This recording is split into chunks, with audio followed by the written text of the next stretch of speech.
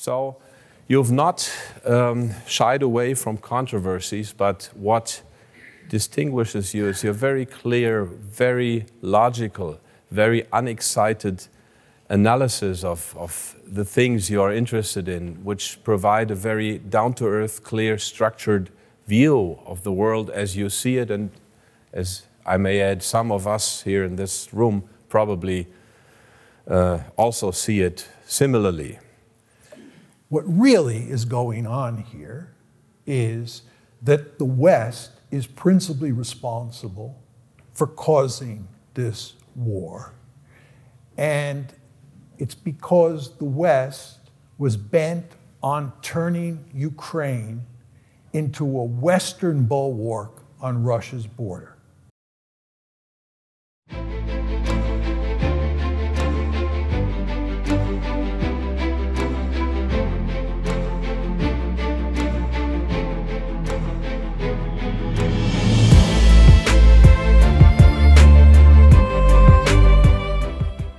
Welcome, good evening, and welcome Professor Mearsheimer, Princess, Prince, professors, doctors, ladies and gentlemen. Welcome to the free world.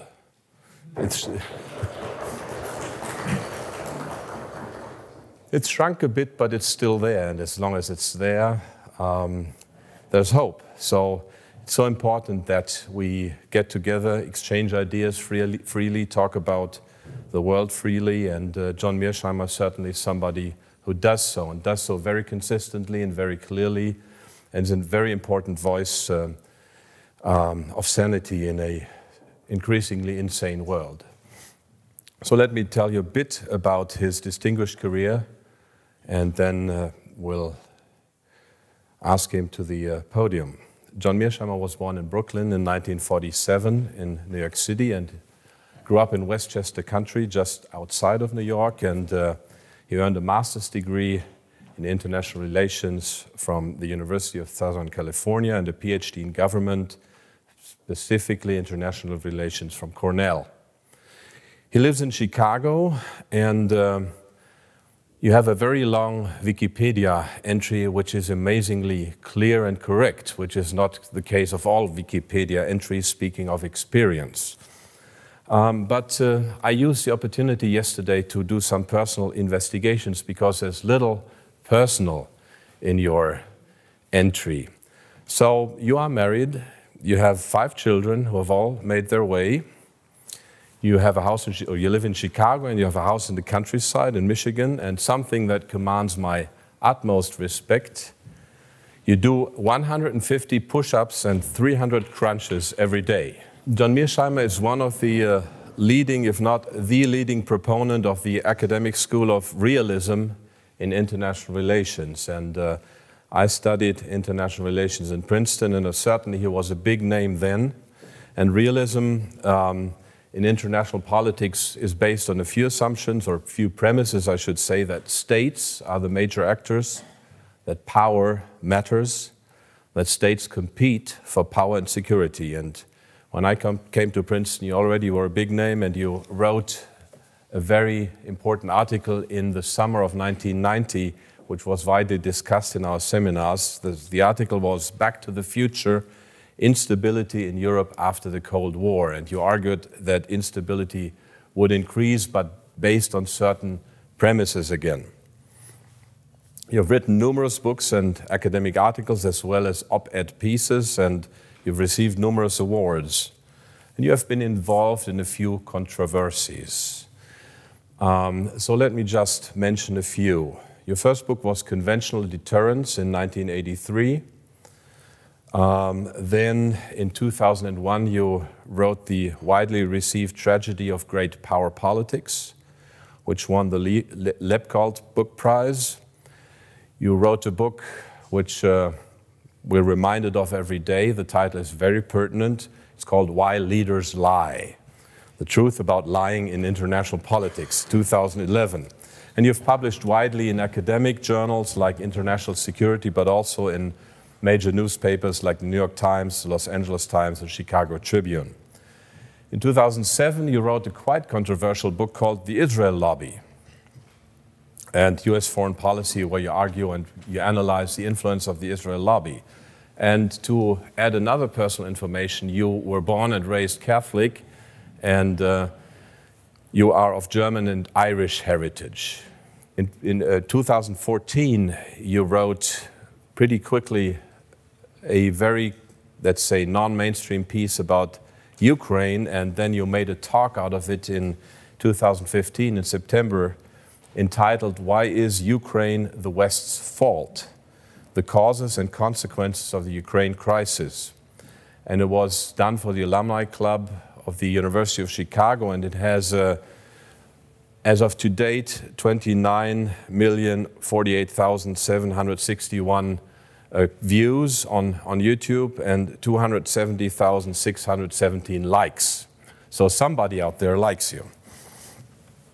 In October '91, you had a controversy when you were chairman of the Department of Politics in Chicago regarding Elisabeth Müller-Neumann, regarding her youth, where you examined the matter because she was invited as speaker, and she, of course, was a big name in Germany. So you've not shied away from controversies, but what distinguishes you is your very clear, very logical, very unexcited analysis of the things you are interested in, which provide a very down-to-earth, clear, structured view of the world as you see it, and as I may add, some of us here in this room probably also see it similarly. You've been a professor for over 40 years, and you do enjoy teaching. You still teach a full course load at in Chicago, although you did pass, let's say, 65. So you have a full course load. You enjoy having a good argument. Your arguments are consistent and clear. Your thoughts are consistent and clear. You're a voice of sanity. At least I would say most of the people in this room see it that way. Professor Mearsheimer, we're eager to hear your thoughts on Ukraine and the world at large. Please.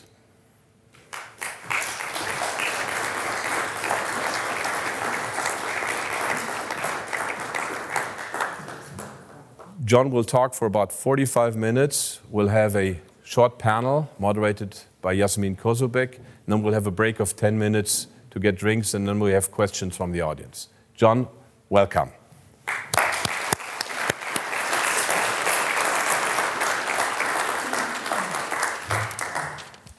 Thank you very much for the kind introduction, Max. Thanks to Jasmin, my old friend, for being the moderator this evening. And thank you all for coming out to listen to me speak. What I want to do is give a four-part talk on Ukraine, the Ukraine war. And I want to first talk about the causes of the Ukraine war. Then I want to talk about what is likely to happen on the battlefield in the conflict. In other words, who is going to win the war? Then third, I want to talk about the prospects for a peace agreement or the prospects for a diplomatic solution. And then fourth, I want to talk about the future of European-Russian relations, or the future of relations between Russia and the West. And of course, that is of great relevance for Germany. So those are the four parts of the talk. And I won't be able to cover all the different subjects that you fit under those four categories. So there'll be plenty of opportunities for you folks to ask questions, and I look forward to that. Okay, let me start with the causes of the war. How did this happen? The conventional wisdom, as almost all of you know, is that it's Vladimir Putin's fault, and that Vladimir Putin is an imperialist or an expansionist at heart. And what he wanted to do was either create a greater Russia or recreate the Soviet Union. And to do this, he had to first start by conquering and annexing Ukraine, making it part of Russia. And Ukraine was, of course, Joe's first target. When he was finished with Ukraine, he would go on to the Baltic states or to Poland or to Romania. This is a man who had imperial ambitions. And therefore, it's commonplace in the West to say that the attack was unprovoked. In other words, we did nothing. It was Vladimir Putin who was in the driver's seat, and he was not provoked. He started this war because he has imperial ambitions. That, of course, is the conventional wisdom. There is no evidence to support that line of evidence. I want to underline that. There is no evidence. You have to ask yourself three questions when you hear that line of argument. First of all, where does he say that that's desirable, right? That it's a desirable thing to do? Where does he say that that's a feasible thing to do? And where does he say, that's what I plan to do? And the answer is, there is no evidence that he said that this was desirable to incorporate Ukraine into Russia. There's no evidence that he said that it was feasible. And there's no evidence that he believed that this was what he was setting out to do. There's just no evidence. And here I'm talking about his intentions. But it's more than just intentions. He needs to have the capability to overrun, to conquer all of Ukraine, to occupy it, and then to annex it. He went in to Ukraine. The Russian army went into Ukraine with, at the very most, 190,000 troops. There is absolutely no way a Russian army comprised of 190,000 troops could conquer all of Ukraine. As I like to say, when the Germans went into Poland, on September 1st, 1939, they went in with 1.5 million men. And at the same time, the Germans were invading Poland. 2 weeks later, the Red Army was coming in the back door. Still, the Germans needed 1.5 million men to take their part of Poland. The idea that 190,000 men were going to take all of Ukraine, which is a huge piece of real estate, is just not in the cards. So it's not only that Putin didn't have the intention, right? There's no evidence he had the intention. He also just didn't have the capability. And I could tell you more about how his army was configured and what that army was good for. And that army, even of 190,000 men, was not well suited for conquering territory in Ukraine. It was much more of a defensive force than it was an offensive force. So the conventional wisdom has little support, if any. What really is going on here is that the West is principally responsible for causing this war. And it's because the West was bent on turning Ukraine into a Western bulwark on Russia's border. And there were three parts to the West strategy. The first was to include Ukraine in NATO. The second was to include Ukraine in the European Union. And the third element of the strategy was to turn Ukraine into a liberal democracy that had a pro-West orientation. And of course, we talked about this as the Orange Revolution. Those were the three elements in the strategy. The most important of the three was, of course, NATO expansion. In April of 2008, at the NATO summit in Bucharest, NATO said that Ukraine would become part of NATO.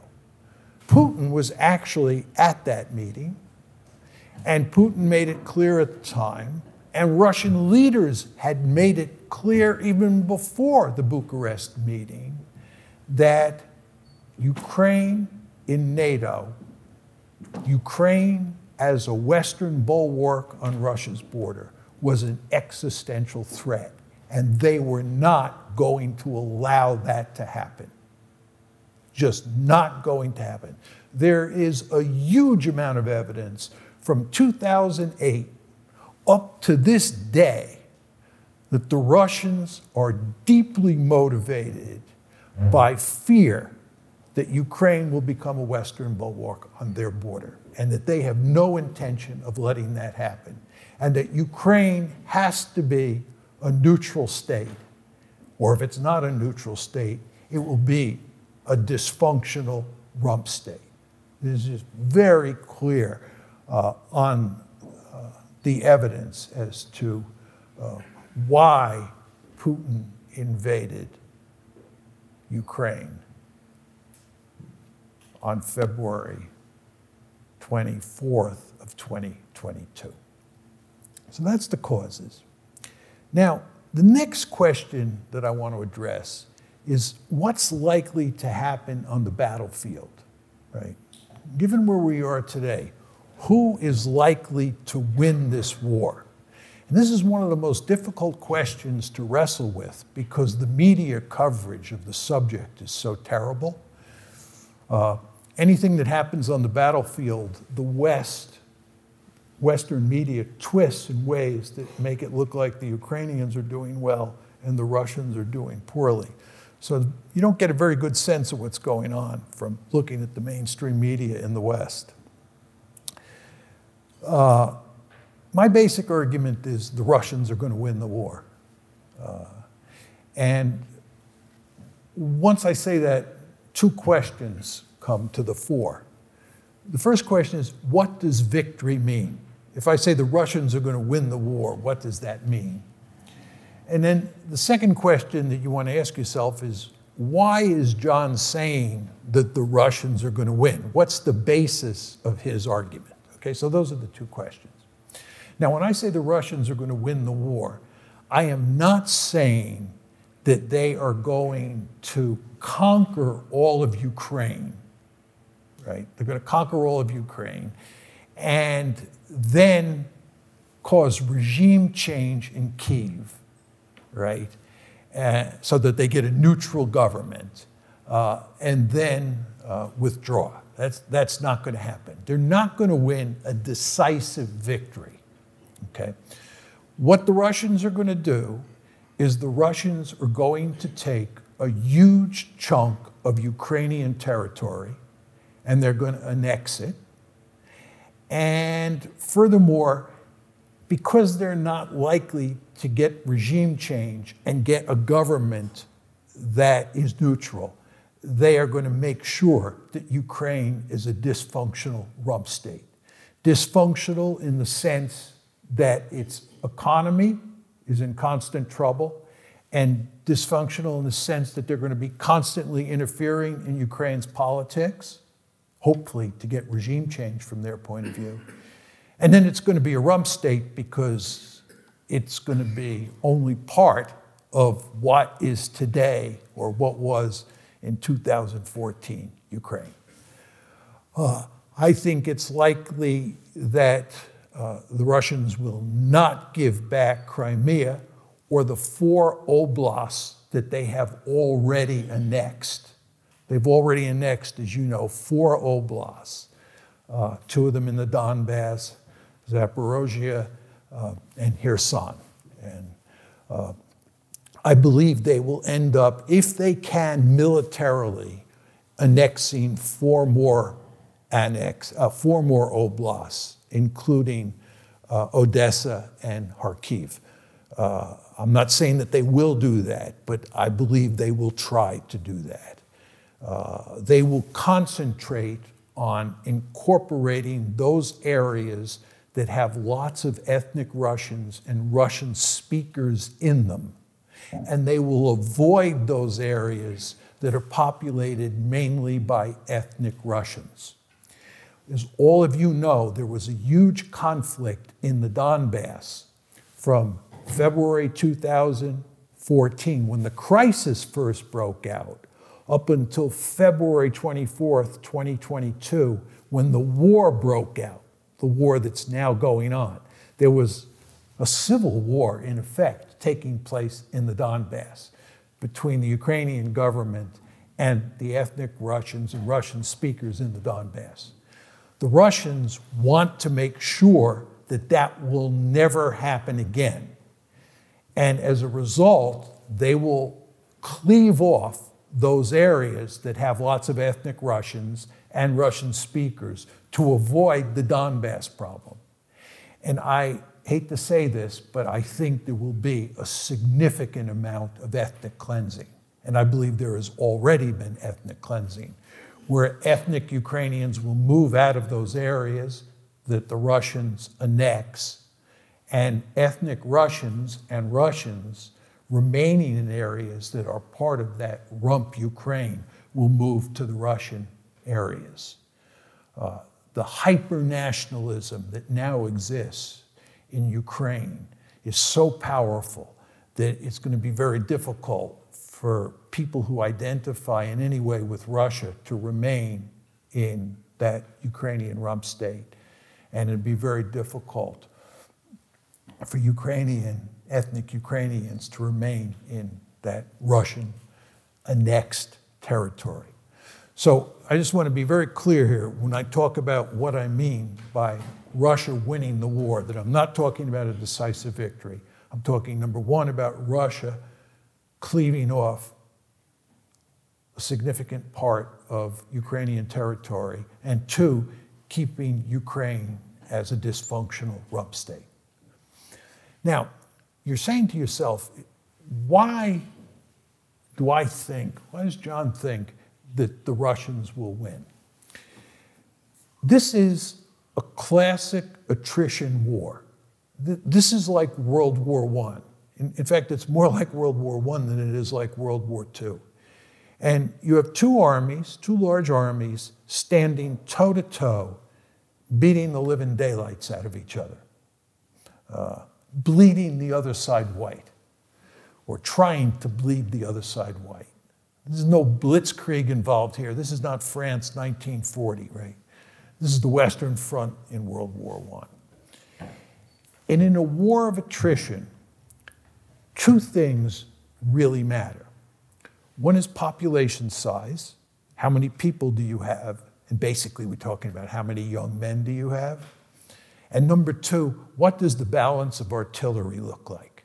And the reason the balance of artillery matters is that in a war of attrition, artillery is the principal weapon on the battlefield. When I was in the Army back in the day, artillery was referred to as the king of battle. Artillery really matters. If you go back and look at World War I battles, it was infantrymen who died, but they died mainly via being killed by artillery. So artillery really matters. So if you think about it, and this makes sense, in a war of attrition, how many men on one side, how many men on the other side? What's the manpower pool look like? And number two, what's the artillery balance look like? Before the war, talking about population size, Russia had a 3.5 to 1 advantage in population before the war, 3.5 to 1. As you know, Russia has now taken a huge chunk of Ukrainian territory, right?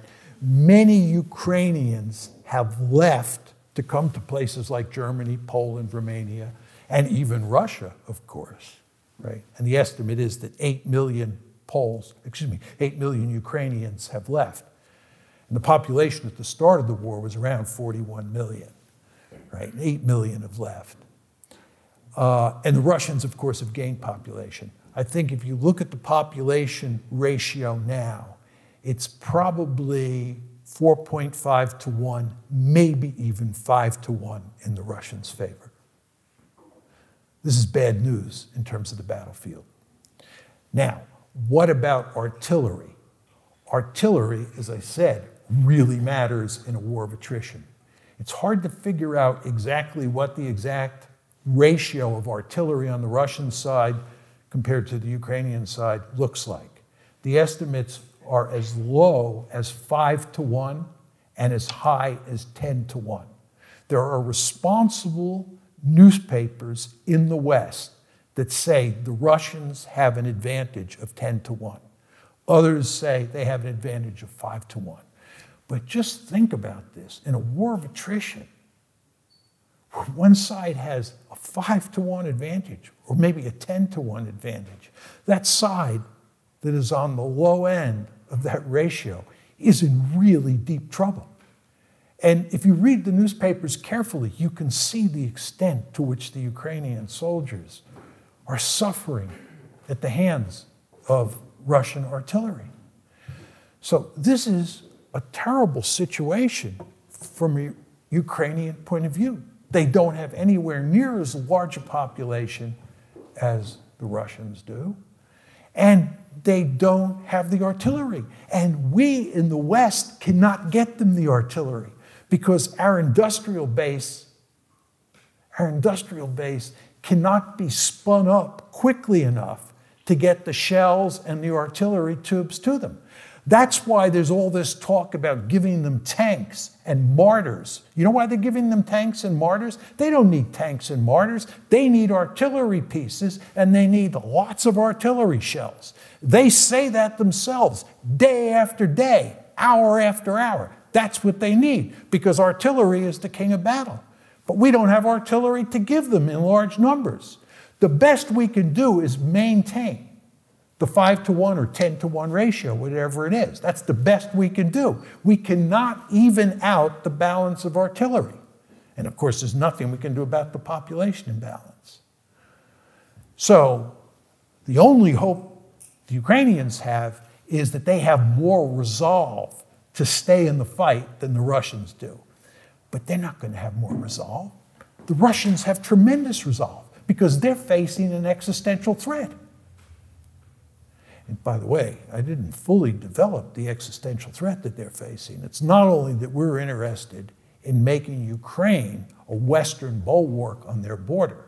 You understand that once the war started, we said, this is mainly the Americans, that what we're going to do is we're going to defeat the Russian army in Ukraine.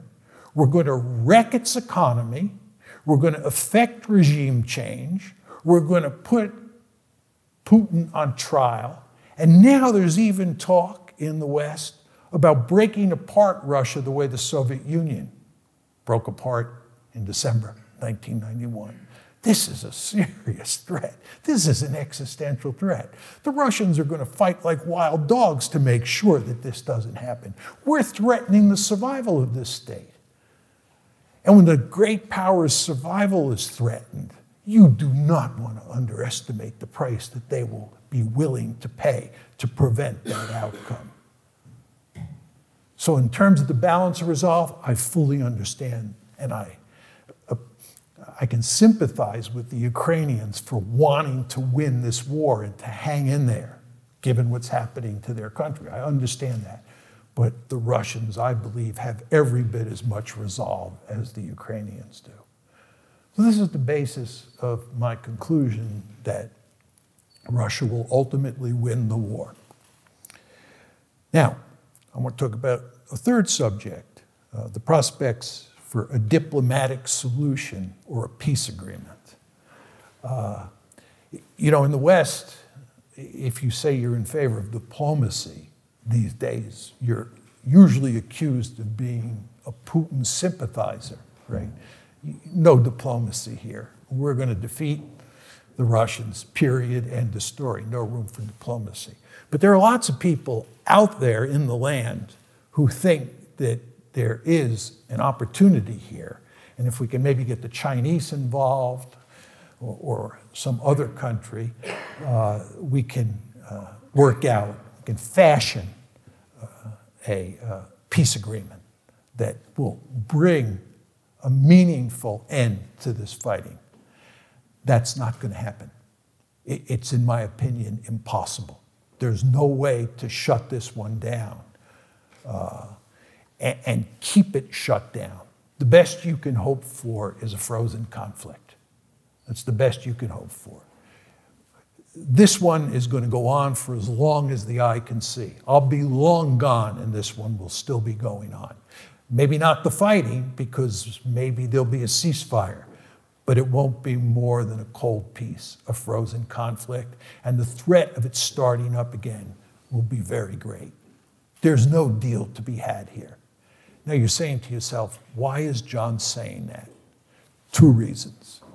First of all, there's no territorial compromise, one. And number two, there's no compromise on the question of whether Ukraine is neutral or not. And let me unpack that for you, just on territory. Unsurprisingly, Ukraine wants all of its territory back. Maybe in an ideal world, the Ukrainians would be willing to give up Crimea, but they're certainly not going to be willing to give up those 4 oblasts that the Russians have annexed. They are now part of Russia. And the Russians have made it unequivocally clear they are not giving those oblasts back. And you can't blame the Russians any more than you can blame the Ukrainians for wanting them back.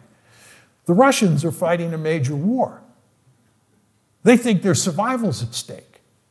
Those 4 oblasts really matter for strategic reasons, not to mention the fact that they're filled with Russians, ethnic Russians, and Russian speakers.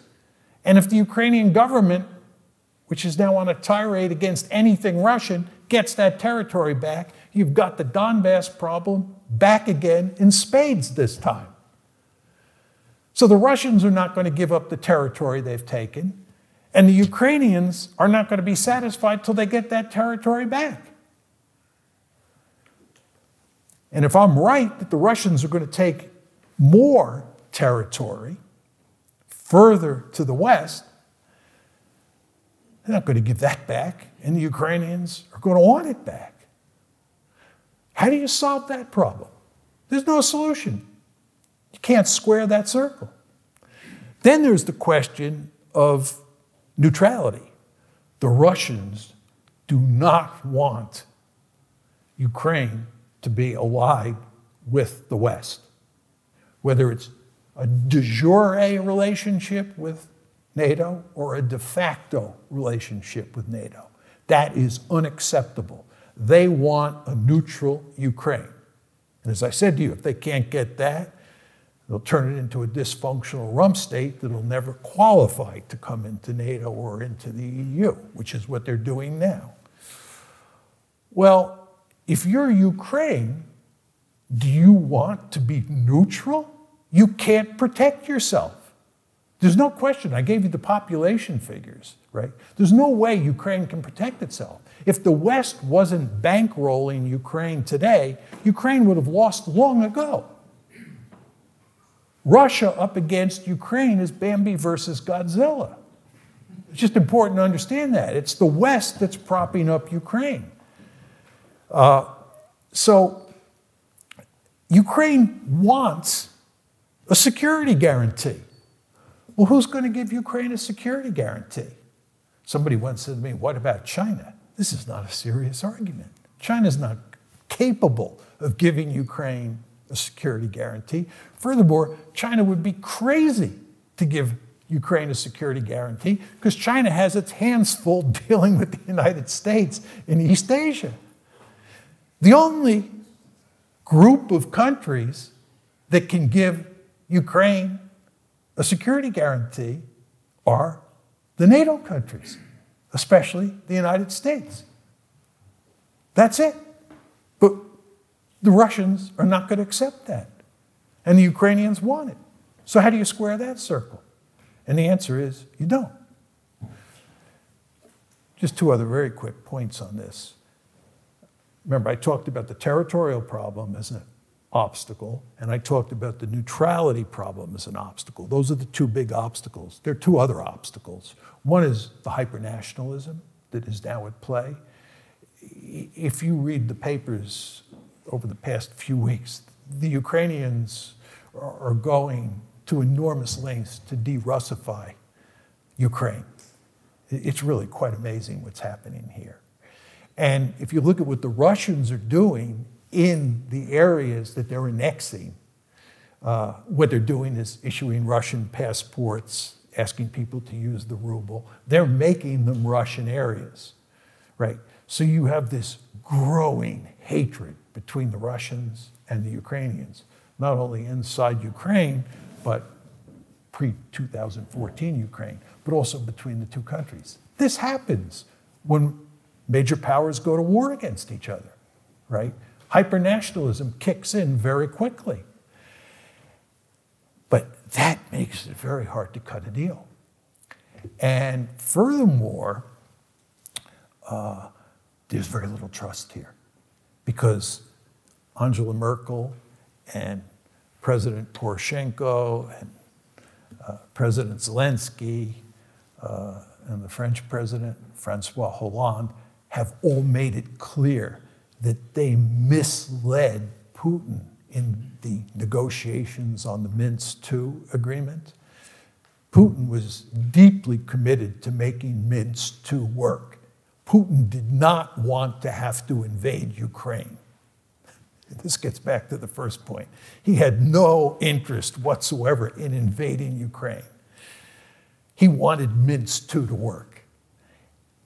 But those other individuals who participated in the negotiations with him have now made it clear they were just stringing the Russians along so that Ukraine could build up its economy and build up its military.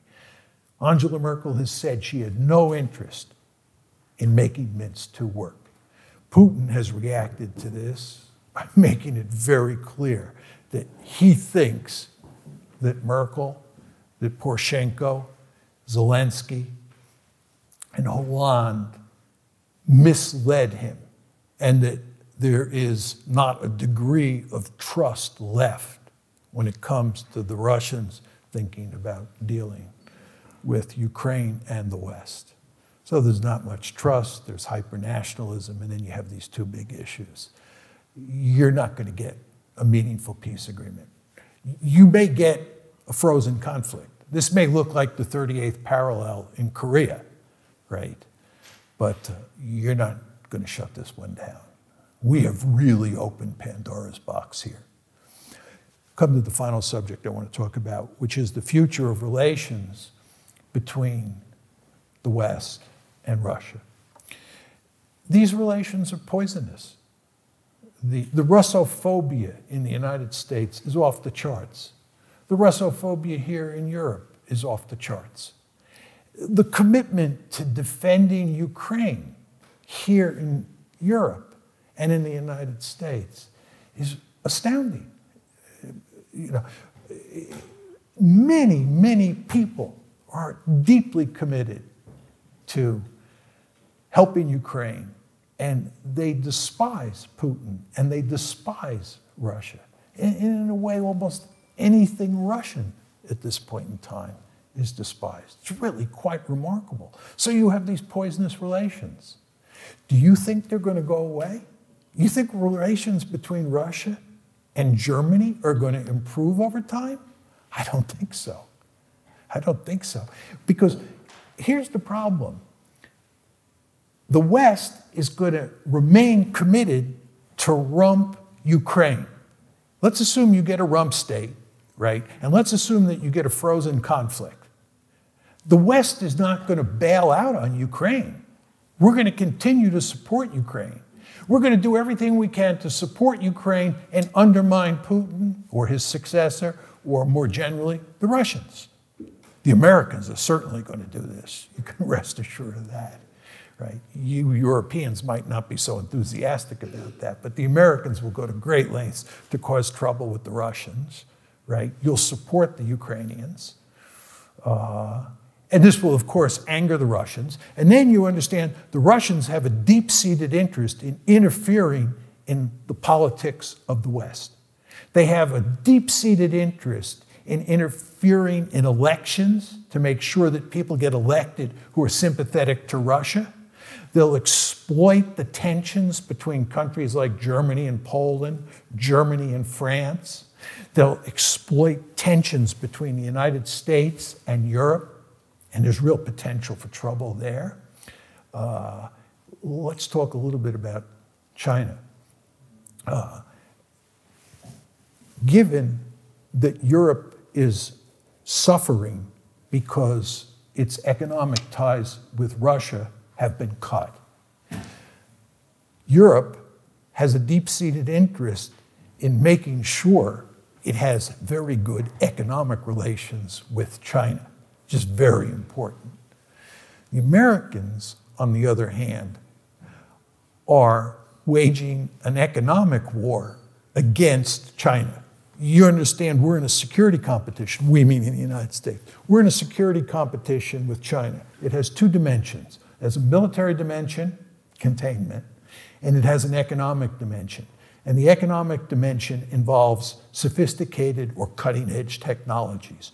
We in the United States are scared stiff that the Chinese are going to beat us in terms of developing sophisticated technologies, right? So what we're doing now is we're trying to reduce the inflow of technologies on the cutting edge into China. The Chinese fully understand this, and they're looking for other countries to trade with and to get sophisticated technologies or technologies that help them develop those sophisticated technologies and just help their economy grow. And they're going to look to Europe. And Europe is going to look to China because you're going to need trade with China. China's going to need trade with you. And that's going to cause real tensions between the United States and Europe. And as you know already, the United States has not been hurt very much by this war compared to how badly Europe and countries like Germany have been hurt by this war. And in a world where the United States is telling you you should curtail your trade with China, that's not going to make you very happy, right? But this is just another opportunity for the Russians to exploit these cleavages that exist. Just one final point on this. A lot of people think it's wonderful that Finland and Sweden have joined NATO. I think this is the wrong way to think about this. The Russians already feel like they're being encircled by NATO. The Russians will tell you, just look at a map of Europe today. Look at all the countries that belong to NATO and look at how close they are to us. So let's add two more, Finland and Sweden. And then let's look at the Baltic Sea. And you know the Russians care very much about the Baltic Sea, especially because of Kaliningrad. Right? They care. The Baltic Sea is surrounded by NATO countries now that Finland and Sweden are in. Just take a look at a map sometime. And then even more importantly, there's the Arctic. All that ice is melting. That's opening up all sorts of economic opportunities in the Arctic, and it's presenting strategic problems. There are 8 countries that are geographically located in the Arctic. 7 of them now belong to NATO. The other one, Russia.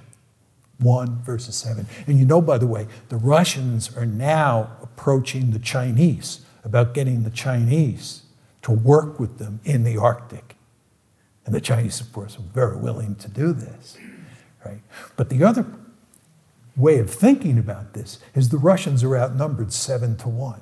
So if a dispute comes up in the Arctic, crisis breaks out in the Arctic, and they're outnumbered 7-1. And most of their conventional forces are in Europe, in Ukraine. I think what they're going to do is rely more on nuclear weapons up there, right?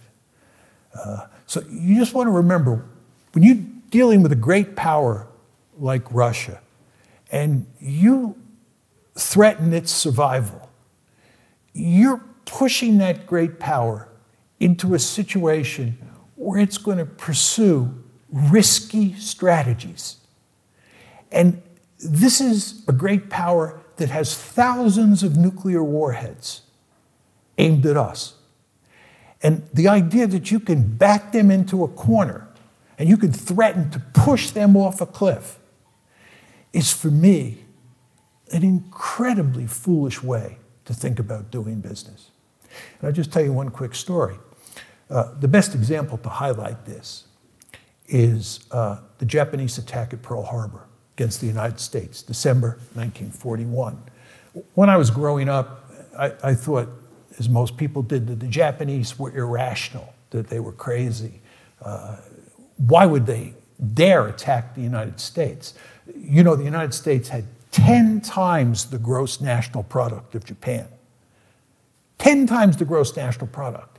And furthermore, the Japanese were heavily dependent on imports of scrap iron and oil from the United States. Well, I've now learned over the past 20 years that the Japanese policymakers were first-class strategists.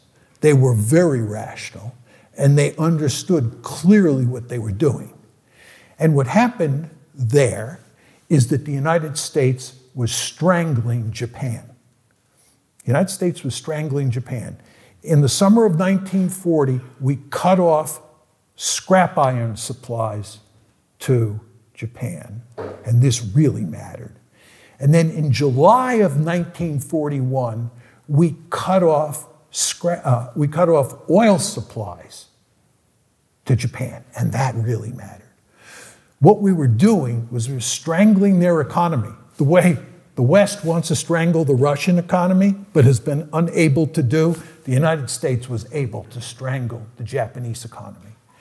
And the Japanese tried to wiggle off the hook. The Japanese tried to work out a diplomatic agreement with the United States, but Roosevelt would not play.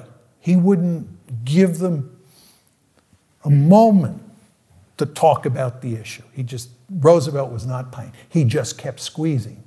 And the Japanese attacked at Pearl Harbor because they were desperate. They thought that they were going to be knocked out of the ranks of the great powers. Their economy was going to be destroyed. They had to do something to rescue the situation. And even though they understood there was only a sliver of a chance that they would succeed, there was only a sliver of a chance they would succeed in their own minds, they nevertheless attacked at Pearl Harbor. Why? Because they were desperate. And they were willing to pursue an extremely risky policy. So again, what you want to understand with the Russians is that if you push them too far, right, they will pursue a risky foreign policy. And I think up in the Arctic, in Ukraine, these are very dangerous situations. Let me conclude with one final point. I think that if there had been no decision in April of 2008 to expand NATO eastward to include Ukraine, there would have been no war. If Angela Merkel had prevailed at Bucharest in April 2008, I believe that Ukraine would be intact today to include Crimea. Right? And furthermore, I believe that German-Russian relations would be excellent. There would be no war. All of this is to say, one cannot underestimate the foolishness of the policy that we have pursued, mainly with the United States in the driver's seat, since April 2008. And when you think about where this is headed, where it is at the moment and where it's headed, it is a cause for great depression. Thank you.